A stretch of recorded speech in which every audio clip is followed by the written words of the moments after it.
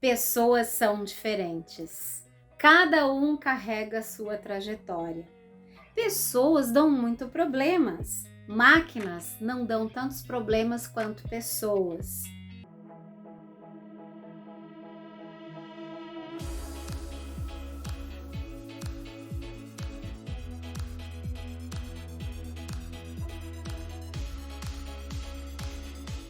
Puxa vida, hoje o conflito da minha empresa, da minha equipe, esteve muito voltado por um erro de percepção.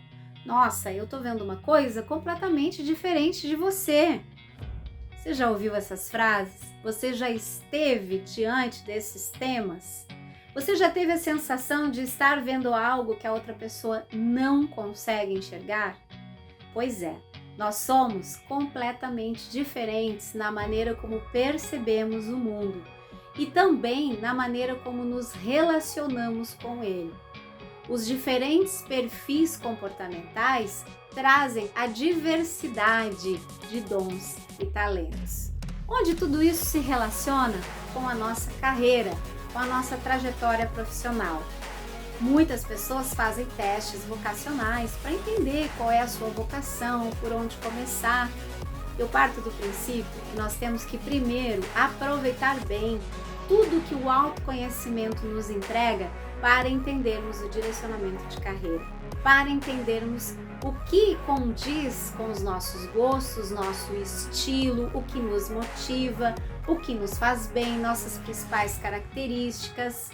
Veja, nós temos hoje uma teoria muito interessante que admite que nós possamos ter 4 estilos comportamentais que vêm da abordagem da análise comportamental.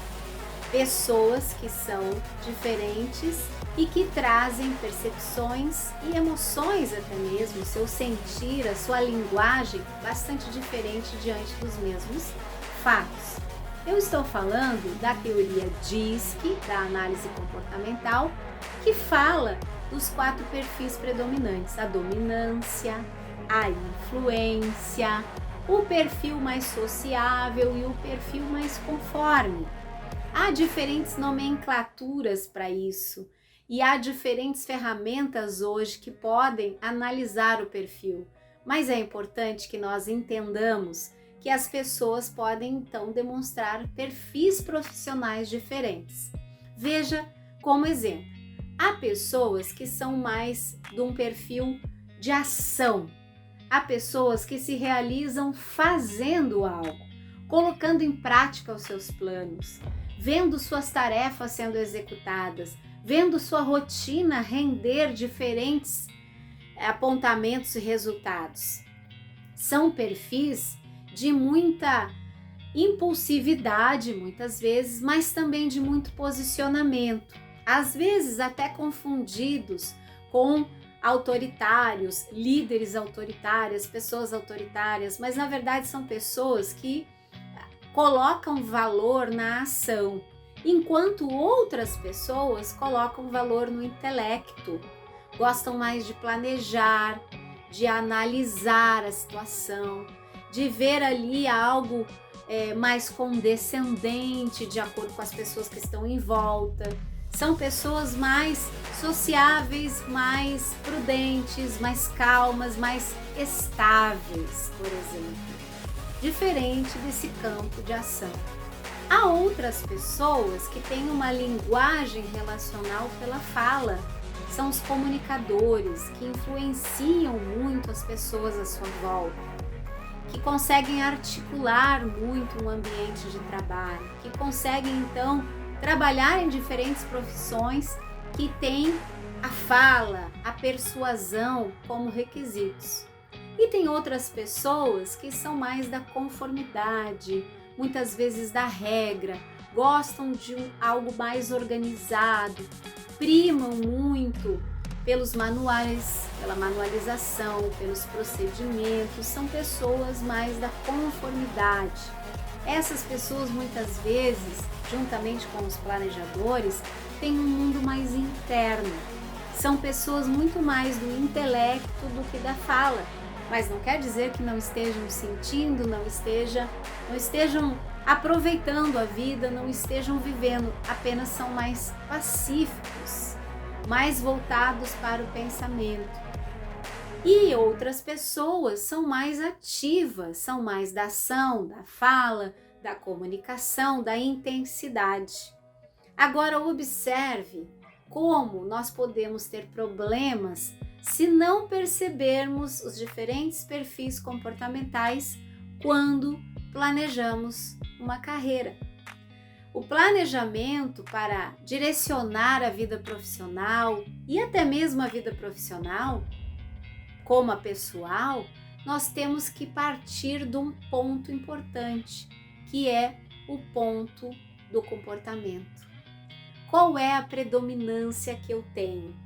Então, se eu tenho uma predominância voltada mais para a ação, será que esse rumo de carreira está adequado com o que eu apresento hoje como perfil comportamental? Se eu tenho um perfil mais estável, mais sociável, pensando nas pessoas, com mais calma, sou mais ouvinte do que falante, o que isso se relaciona hoje com a minha caminhada profissional? É um ponto de partida muito importante e que inclusive muitas empresas utilizam como processo de recrutamento e seleção. Já querem captar um talento num perfil adequado àquela vaga. Tamanha é a relevância de entendermos quais as principais aptidões e habilidades de cada profissional. Não é sobre colocar sempre os mesmos no mesmo lugar. E também não quer dizer que uma pessoa mais da ação não possa desenvolver mais um pensamento um pouco mais estável. O contrário também pode acontecer, uma pessoa mais pacífica, mais estável, desenvolver mais a ação. Isso tudo acontece a partir de um bom plano de carreira. O fato é que diferentes perfis trazem diferentes habilidades e competências para colocar na sua trajetória profissional. E muitas vezes nós ficamos procurando a parte que nos falta na carreira. E nós temos muitas vezes já uma potência muito grande, que já são as competências que adquirimos ou que trazemos do nosso meio ou que desenvolvemos ao longo da vida. Portanto, quando queremos fazer um bom planejamento de carreira, precisamos entender primeiramente qual é o perfil comportamental dessa pessoa, que habilidades e características ela carrega, o que vem acontecendo hoje na sua maneira de ver o mundo. Isso é extremamente relevante para que tenhamos um ponto de partida.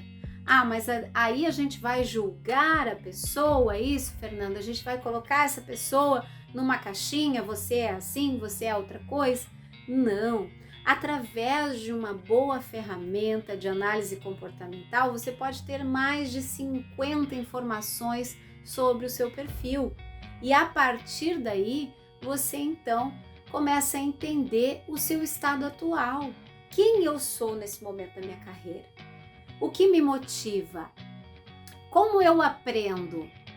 Como eu delego? Como eu me relaciono com as pessoas? Qual é a minha capacidade de fazer muitas tarefas ao mesmo tempo? Qual é a minha capacidade de detalhar uma tarefa? Eu sou um bom planejador, uma boa planejadora? Eu sou uma pessoa que me comunico bem ou é um perfil que não é tão extrovertido assim, que não é tão relacional? Veja como isso é importante para escolher o caminho certo. Mas é claro, ao final dos bancos escolares e dos inúmeros cursos de faculdade, nós não temos esse olhar. Muito antes de escolher uma faculdade, um curso, um direcionamento, nós na maioria das vezes só temos aconselhamentos, testes vocacionais que também ajudam bastante, mas não temos uma conexão com o nosso autoconhecimento. E aí começam os problemas. Nós vamos para o mundo do trabalho muito mais nesse automático, nesse piloto automático da vida, do que trilhando um caminho de consciência. Esse é um problema que nos atrapalha porque lá na frente esse resultado aparece no seguinte questionamento: será que eu estou onde eu quero estar? Será que hoje eu estou me sentindo com realização no que eu faço? E há significado no meu trabalho? Por que isso é importante?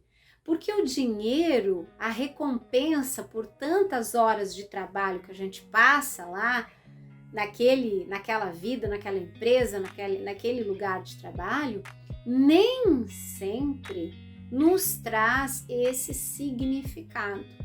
Na verdade, a remuneração traz um resultado muito efêmero, porque o dinheiro ele transita na nossa vida. Claro que para algumas pessoas ele é muito mais importante que para outras, e tudo bem, cada um tem a sua lista de prioridades, porém, ele não consegue dar conta de realização, de bom aproveitamento do tempo, ele não consegue dar conta de saúde emocional. Essas coisas o dinheiro pode nos confortar, mas ele não resolve problemas de saúde física, por exemplo. Ele pode nos dar condições de enfrentar melhor os problemas.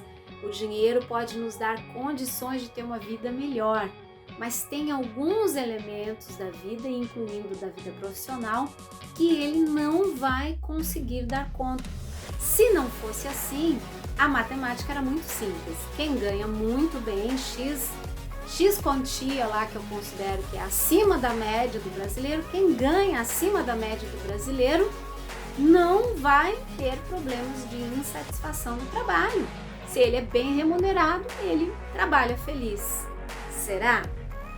Como é que se explicam, então, os casos de adoecimento mental, de saúde mental, em altos cargos de altos níveis de remuneração de algumas empresas e até mesmo de cargos públicos, como algumas pesquisas revelam?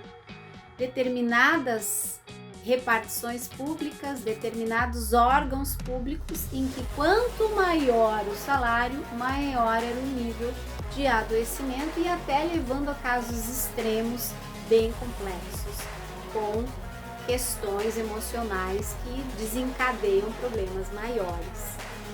Como é que isso se explica? É porque a remuneração ela dá conta de uma parte da nossa necessidade. Nós somos seres humanos em constante evolução e em constante mudança de necessidades. Quando você não ganha nada e recebe um emprego novo, aquele é o seu melhor naquele momento e você dá muito valor para isso e fica satisfeito por um tempo. Logo depois surgem necessidades de comprar um outro carro, de comprar um imóvel, de trocar uma situação qualquer de vida, e aí você necessita então de mais dinheiro, então já mudou o seu patamar. Lá pelas tantas, você se dá conta que dinheiro é importante, que está te dando alguns prestígios e status, enfim, mas que você agora precisa também de relações mais construtivas, você quer se relacionar com outras pessoas, você quer abranger mais conquistas na sua vida, você quer proporcionar algo diferente para sua família e novamente a sua necessidade muda e, portanto, a sua satisfação requer que essa necessidade seja atendida. E é incrível como grande parte das pessoas vai vivendo a sua vida profissional dessa maneira e lá na frente, diante de um grande problema, como por exemplo, o problema de saúde, uma questão muito séria na família, enfim, lá na frente começa a aparecer o que a gente chama de arrependimento. Puxa, se eu soubesse do que eu sei agora, eu teria escolhido minha carreira diferente. Se eu soubesse disso, eu teria trabalhado mais e ficado mais potente ali para adquirir o que eu gostaria. Não. Se eu soubesse disso, eu teria trabalhado menos e ficado mais com a minha família, por exemplo.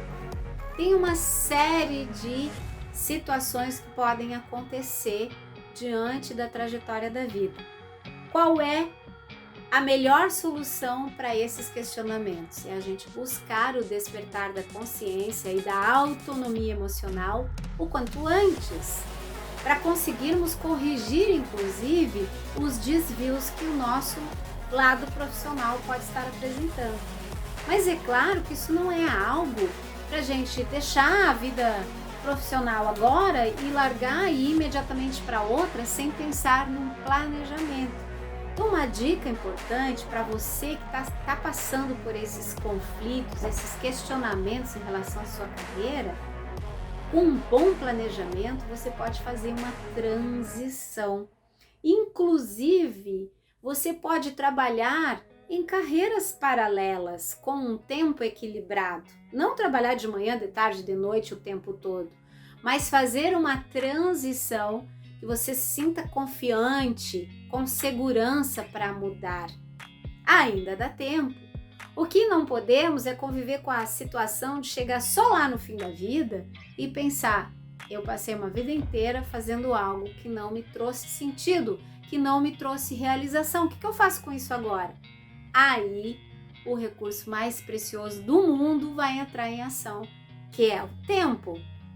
Tem uma época da vida da gente que a gente tem muita chance de fazer muitas escolhas, porque nós temos tempo. Teoricamente, se nada acontecer, a gente tem uma longa vida pela frente. Depois, a gente chega no meio da vida e começa a entender o que realmente importa e começa a perceber que há sim coisas que são muito mais importantes do que o ter, como por exemplo, ser uma pessoa que fez diferença no mundo, ser uma pessoa que impactou positivamente a vida das pessoas, ser uma pessoa que trouxe um resultado melhor para sua família, ser uma pessoa que deixou um legado. Imagine fazer isso dentro de uma carreira e que você não é feliz. O conceito de felicidade é muito amplo, eu sei, mas há sinais da sua ausência logo que a gente se percebe não gostando de trabalhar, não se sentindo bem, sentindo-se menos aproveitado do que o necessário, sentindo que o meio nos exige muito ou que o meio não nos exige o que podemos entregar, sentindo que o nosso pique, a nossa energia para o trabalho está baixa. Tudo isso você deve analisar para realizar um bom planejamento profissional, uma boa transição de carreira, foco no daqui para frente. Não fique parado pensando em tempo que você perdeu. Nossa, isso é muito importante para refletirmos. O quanto a gente fica às vezes, e se eu tivesse escolhido outra carreira? E se eu tivesse escolhido outro casamento? E se eu tivesse escolhido outra cidade para morar? Não sabemos, não temos mais como saber. Esse tempo já foi, já escorreu pelas mãos. Não há mais como voltar. Você não rebobina a fita da vida. Você não retrocede mais. Passou. Mas quanta vida ainda tem pela frente para você agir, para você direcionar o seu plano. Vai ano, vem ano, a gente faz tantas promessas e muitas vezes a gente não dá conta de cumprir essas promessas, porque elas não são viáveis, elas não são realizáveis, elas não têm um tempo para começar, elas não têm um plano. Existe um plano perfeito? Não. Se você me perguntar de todos os meus clientes que fazem planejamento de carreira, se há redução de tempo para algumas atividades, se há um replanejamento, se a rota precisa ser reprogramada, com certeza sim. É a mesma coisa que você pegar um GPS e colocar o seu local, seu momento ali, o seu local de origem e o seu destino. E aí você vai trilhando conforme essa rota está trazendo um caminhar ali, uma rota para chegar no destino correto. Mas lá pelas tantas tem uma obra na rua, lá pelas tantas choveu, desmoronou uma estrada, ou quem sabe está interrompida a via, você tem que fazer uma volta. Isso é vida. Novo cálculo da rota é vida. Acontece, você não tem um planejamento perfeito, mas você tem sim algo muito importante na hora da rota. Onde eu estou e onde eu quero chegar. Se pergunte sobre isso. Você tem clareza de onde você está e onde você quer chegar, se você pegar a data de hoje, colocar 3, 4 anos na frente, onde você quer estar? Nossa, eu nunca paro para pensar nisso, pois pense. Pense nisso, porque isso significa plano para o estado desejado. Quando eu não sei onde eu quero chegar, qualquer caminho serve. Quando eu não sei qual é o meu estado desejado, eu sou folha seca ao vento, para lá e para cá, conforme ele sopra.